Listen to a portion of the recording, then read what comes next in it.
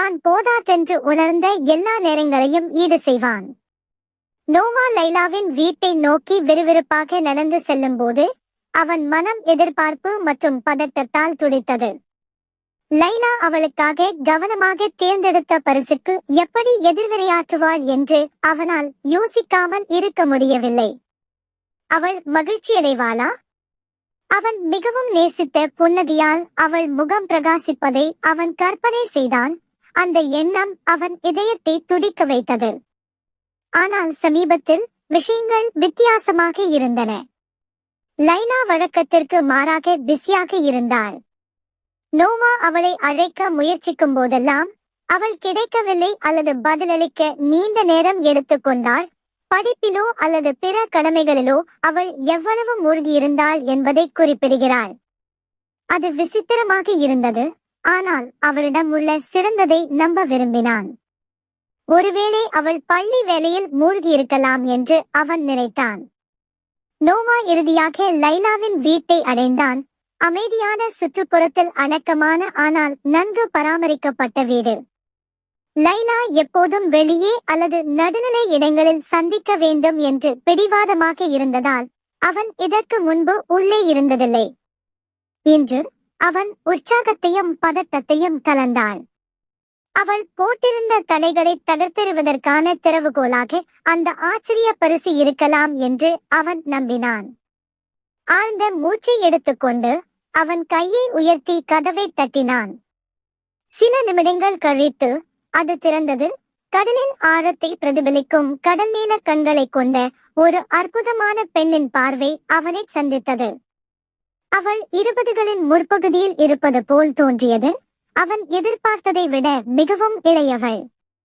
அவளுடைய நீண்ட வெளிர் பழுப்பு நிறமுடி அவள் தோள்களில் மென்மையான அலைகளில் விழுந்தது. அவள் சிரமமின்றி கருணையின் காற்றை கொண்டிருந்தாள். வணக்கம், அவள் ஒரு அன்பான புன்னகையுடன் சொன்னாள். லைலாவுடன் படிப்பு அமர்வுக்கு நீங்கள் இங்கே இருக்கிறீர்களா? நோவா ஒரு கணம் அதிர்ச்சியடைந்து கண் சிமிட்டினான். இது லைலாவின் அம்மாவாக இருக்க வேண்டும். அவளுக்கு ஒரு சகோதரி இல்லாததால் அவன் இதற்கு முன்பு சந்தித்ததில்லை என்பதை உணர்ந்தான். அவன் ஆச்சரியத்திலிருந்து விரைவாக தன்னைத்தானே அசைத்து தலையசைத்தான். ஆம், நான். அவளுக்கு இன்று படிப்பு அமர்வு இருப்பதாக எனக்கு தெரியாது. அவள் மிகவும் கடினமாக உழைக்க வேண்டும் என்று நினைக்கிறேன். அவன் இதயம் அவன் மார்பில் துடித்தாலும் ஒரு சாதாரண தொனியை கட்டாயப்படுத்தினான். நான் உள்ளே வரலாமா?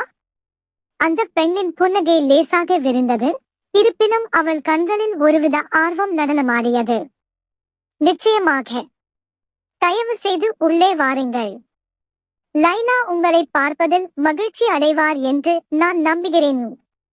உற்சாகமும் பயமும் கலந்த உணர்வோடு நோவா வீட்டிற்குள் நுழைந்தார். உட்புறம் நேர்த்தியாக அலங்கரிக்கப்பட்டிருந்தது.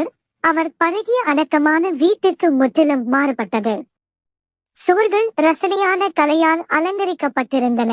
மேலும் ஏதோ ஒரு பூவின் வாசனை வீட்டில் நீடித்தது. அத்தியாயம் 2 அல்டிமேட் சாய்ஸ் சிஸ்டம். நோவா வீட்டிற்குள் நுழைந்து ஆடம்பரமான உட்புறத்திற்கும் தனது சொந்த அடக்கமான வீட்டிற்கும் இடையிலான கூர்மையான வேறுபாட்டை உணர்ந்தார்.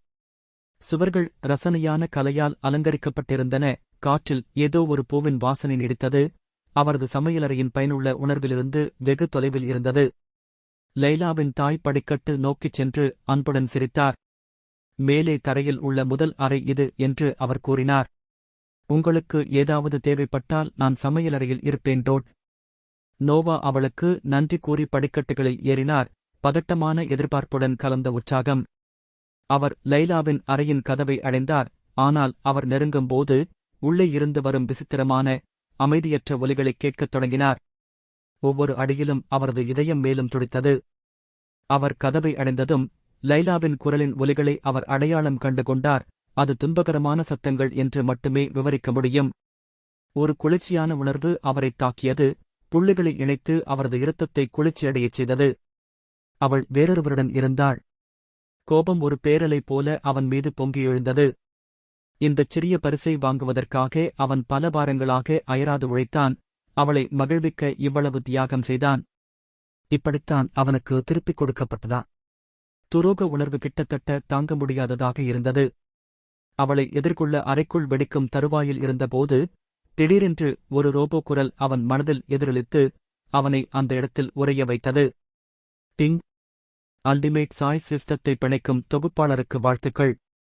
குரல் தொடர்ந்தபோது நோவாவின் கண்கள் விரிந்தன. அவனுக்கு தொடர்ச்சியான விருப்பங்களை வழங்கின. விருப்பம் 1, அறைக்குள் நுழையுங்கள். அவள் உன் தலையில் ஒரு பச்சை தொப்பியுடன் உன்னை வெளியேற்றுவாள். $100 வெகுமதி மற்றும் ஒரு பச்சை தொப்பி. விருப்பம் 2, நீ எதையும் கேட்காதது போல் வெளியேறி அவளுடன் பிரிந்துவிடு. ராய்ஸ் பாண்டம் மற்றும் அடிப்படை ஓட்டுநர் திறன் வெகுமதியை உருட்டுகிறது. விருப்பம் 3, அவளுடைய அம்மாவை மணந்துகொள். லம்போர்கினி அவென்டடோர் எஸ்விஜி இடைநிலை ஓட்டுநர் திறன் மற்றும் 10,000 வெகுமதி.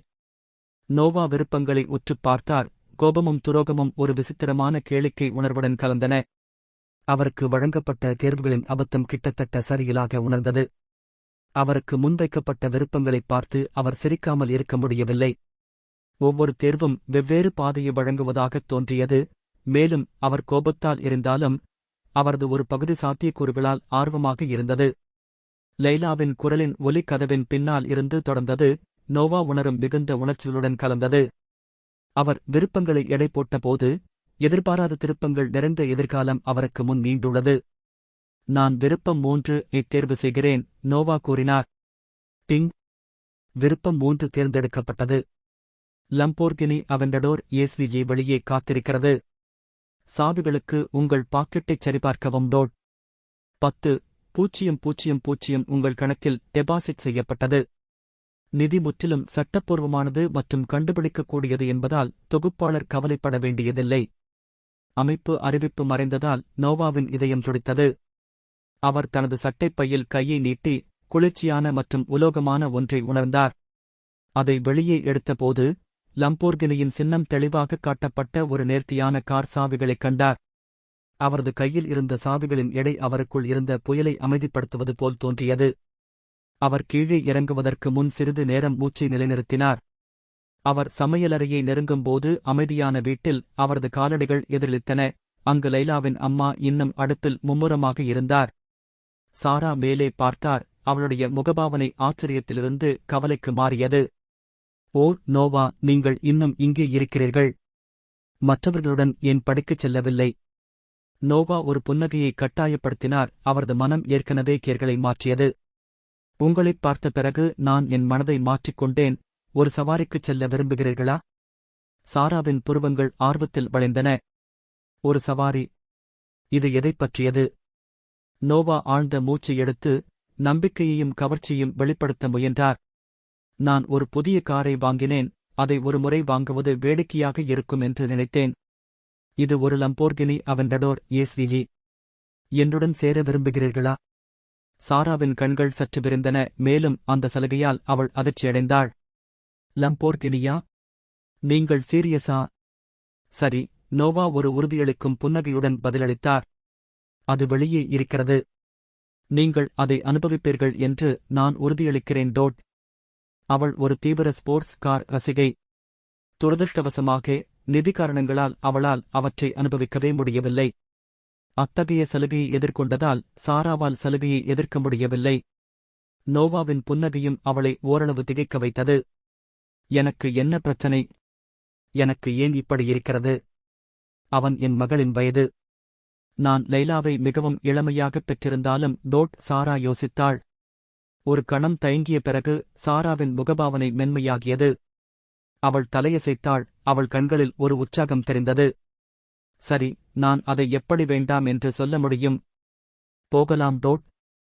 நோவா அவளை வெளியே அழைத்துச் சென்றார். மின்னும் லம்போர்கினி அவென்டடோர் எஸ்விஜி கார் கர்ப் அருகே நேர்த்தியாக நிறுத்தப்பட்டது. காரின் நேர்த்தியான காற்றியக்க வடிவமைப்பும் அதன் அற்புதமான உலோக வண்ணப்பூச்சும் அதை ஒரு உயர் தொழில்நுட்ப அற்புதம் போல காட்டின. அவர்கள் நெருங்கும்போது சாராவின் கண்கள் பிரமிப்பில் விரிந்தன. இது நம்ப முடியாதது, அவள் கூச்சலிட்டாள். அவளுடைய உற்சாகம் தெளிவாகத் தெரிந்தது. நோவா அவளுக்காக கதவை திறந்தாள். அவள் பளபளப்பான உட்புறத்தில் நுழைந்தாள். தெளிவாக ஈர்க்கப்பட்டாள். அவன் ஓட்டுநர் இருக்கையில் அமர்ந்தான். இயந்திரத்தின் கர்ஜனை ஒரு உற்சாக உணர்வைத் தந்தது. அவர்கள் நகரத்தின் வழியாக பயணிக்கும்போது நோவாவும் சாராவும் பேசி சிரித்தனர். உரையாடல் எளிதாகப் பாய்ந்தது. கோபம் மற்றும்